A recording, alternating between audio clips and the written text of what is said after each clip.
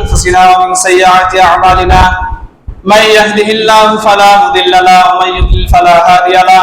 أشهد أن لا إله إلا الله وحده لا شريك له وأشهد أن محمدا عبده ورسوله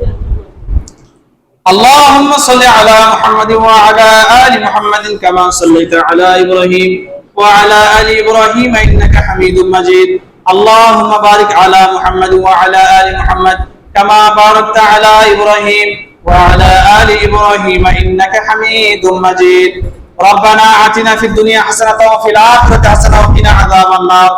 ربنا ظلمنا أنفسنا وإن لم تغفر لنا وترحمنا لنكونن من الخاسرين ربنا إننا آمنا فاغفر لنا ذنوبنا كفر عنا سيئاتنا وتوفنا مع الأبرار يا الله আমাদের আত্মীয়স্বজন মধ্যে যারা মুমিন মুমিনাত কবরে শাহিদ আছে আল্লাহ তাদের কবর শাস্তিকে মাফ করে দাও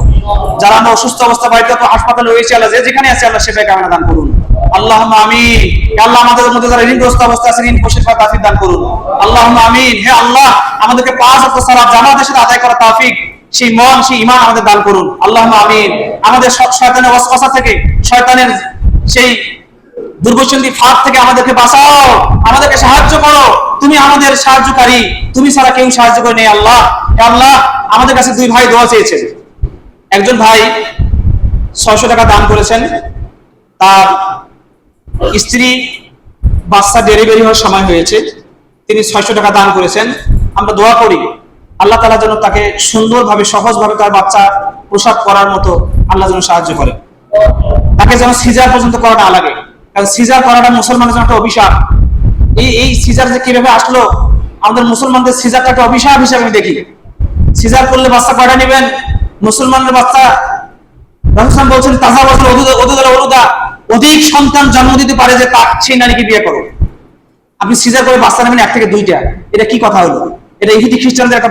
পাতানো ফাঁক সিজার লাগে না জোর করে সিজার করায় কিছু ডক্টর কাশা এরকম আছে